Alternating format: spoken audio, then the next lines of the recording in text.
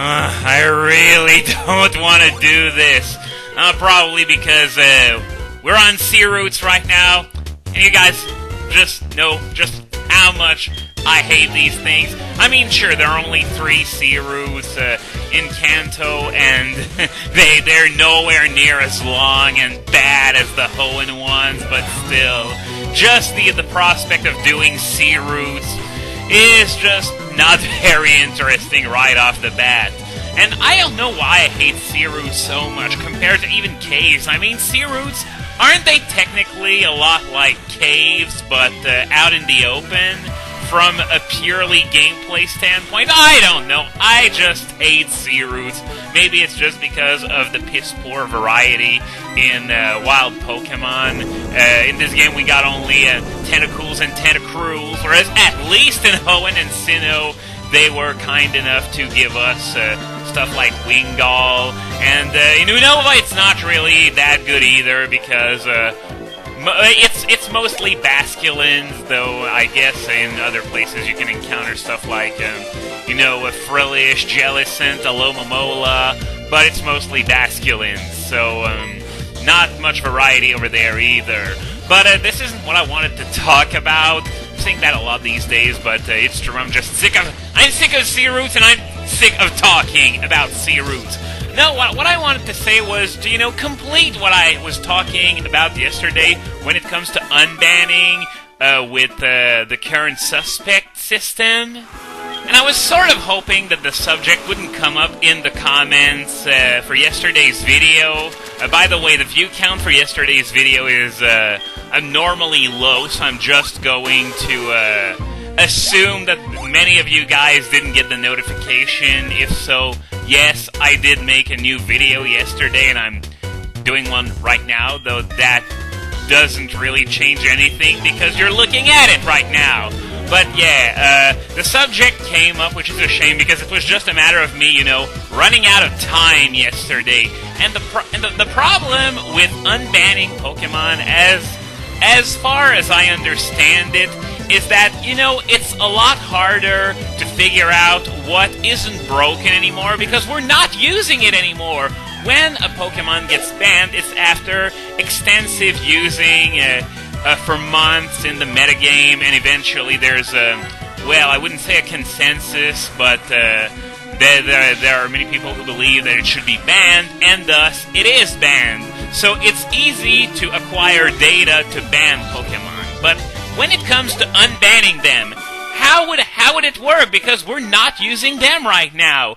For example, I was giving the example of Ruby, Sapphire, Deoxys, and I guess maybe Garchomp could be a good one nowadays since Excadrill is gone, and there is less incentive to run a Sandstorm team because of that.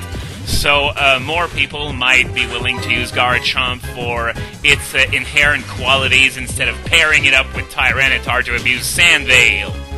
But those are just examples. That's not to say that they would definitely not be broken today. It's just for the sake of example because, I pretty much agree with the current ban list in its entirety. But if we were to unban something, how would it work? After all, things like that can happen.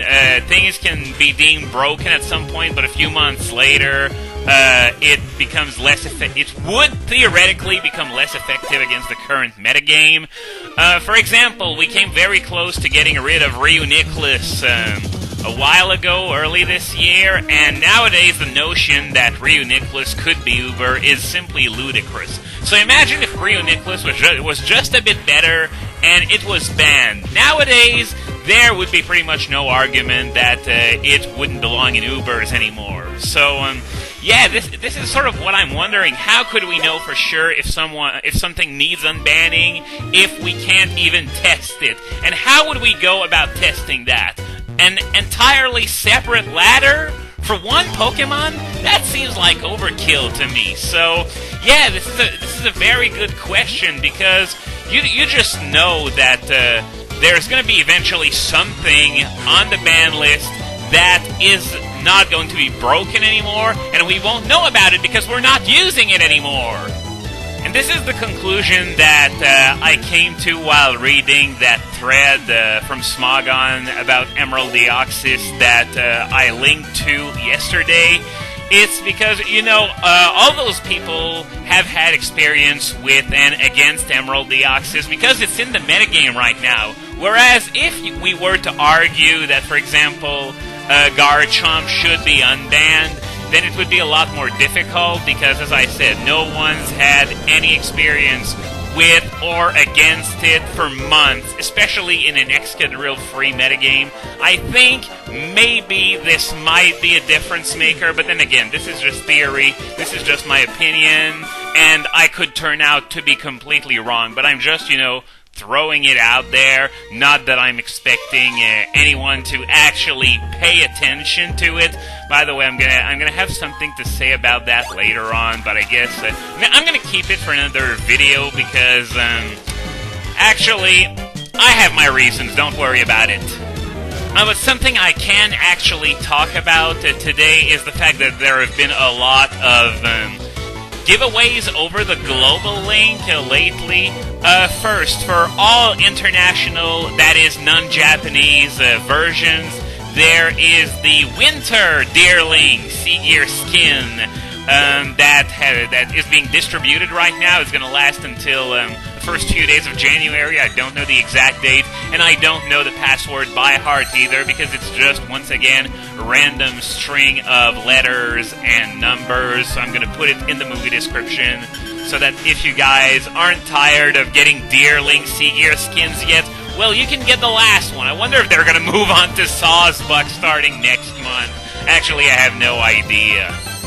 Also, for you United Kingdom people, I've got a lot of viewers from the United Kingdom, so I guess I should mention this as well. The Victini Sea Gear skin is now available, and the password is PGL Victini 11 in all caps.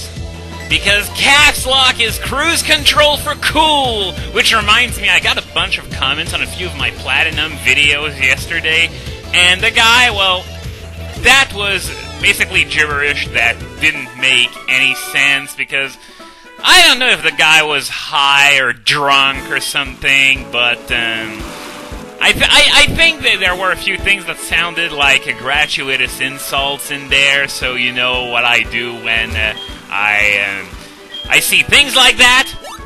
I block the bastard! Some people actually sort of like this line of mine, so maybe I should throw it around a bit more often. Maybe it'll catch on. Anyway, we made it to Cinnabar Island, which, as you can see, has been completely devastated by the volcanic eruption at some point in the last 3 years. And this guy here, you should recognize him as Blue, the rival from the Kanto games. He has now converted himself to gym leader over at the Viridian Gym, but he's not there right now, he's right here. And he's also much less of a jerk than in the past, it seems, because, well, this scene is very moving for him, obviously, as you can see. And if I remember correctly, in Gold, Silver, Crystal, he went back to the gym as soon as you talked to him here, but here, I think it's different. You're not ready to battle me because I need to get to Blaine and beat him first, because before he will go back to the gym in Viridian City. So I guess that's what we're going to do. I'm just going to take advantage of this pit stop here to heal myself, and after that we're going to be heading off to the Seafoam Islands, which are part way through Route 20. But, what I was trying to get at earlier is, try not to comment or say anything here while drunk or high, because you might be saying a few things that you'll end up regretting later. It's just like in real life, so, yeah, exercise the utmost caution if you're doing weed or alcohol or whatever. I don't really care what you do with your life. If you want to waste it away with drugs and alcohol, fine. I'm not going to try to stop you, but at least don't be harmful to others while you do. There's another giveaway that I wanted to talk about. Well, actually, two more. The first one is for European users, not only the United Kingdom, but the rest of Europe as well.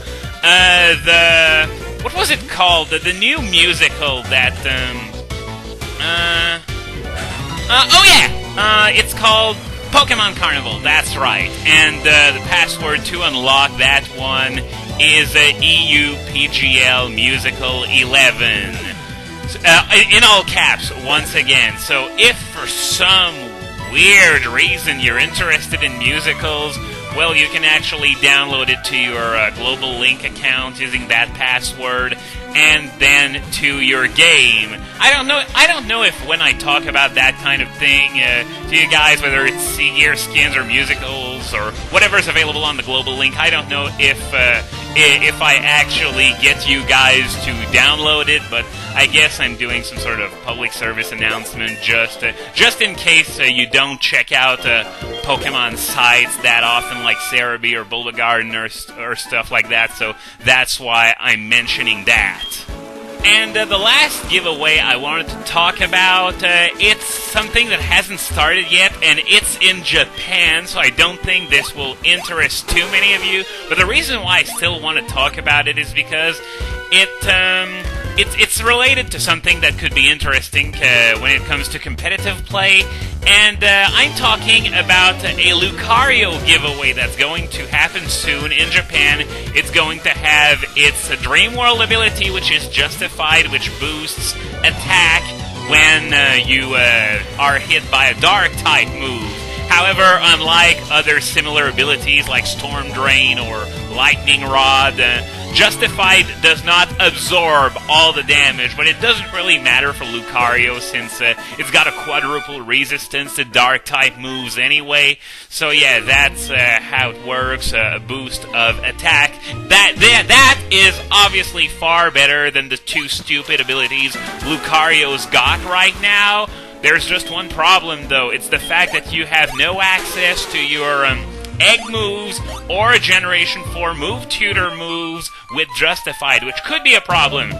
Now they tried to alleviate it by having that Lucario have Bullet Punch, but still not going to solve the problem. Many Lucarios are heavily reliant on moves like Ice Punch and stuff, and those are still off limits.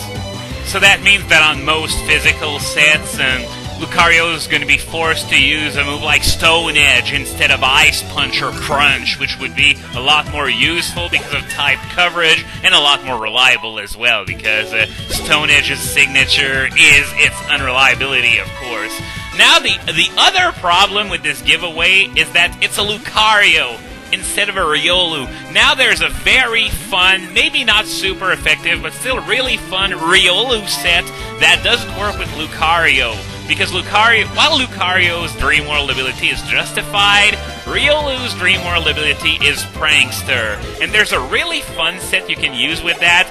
You can use Roar first, and it's still going to be at the -5 priority instead of -6 because of Prankster. And after that, you can use Copycat to Roar with +1 priority, which is the 0 from Copycat, +1 because of Prankster. So you're effectively going to have a priority Roar on your hand. And imagine if you have tons of entry hazards on the field, and the opponent, there's not much they can do about it because they keep getting roared in and out, and they take massive damage from those entry hazards. And yeah, it's very fun. There are ways to get through it, of course, but if you want to play around with that, it's available on the Dream World ladder, but unfortunately on the real ladder, it's still not an option, and it won't be for a while, given that this giveaway is for Lucario instead of Riolu. So yeah, I wanted to take this opportunity to share this potential set with you, in case you haven't heard of it. It's really devious. It's like the New Age Fear, if you will. Okay, well, 14 minutes, 25 seconds into this video, and that means I'm pretty much done for today. So next time, hopefully, we're going to finally make it to the Seafoam Islands to face off with Blaine.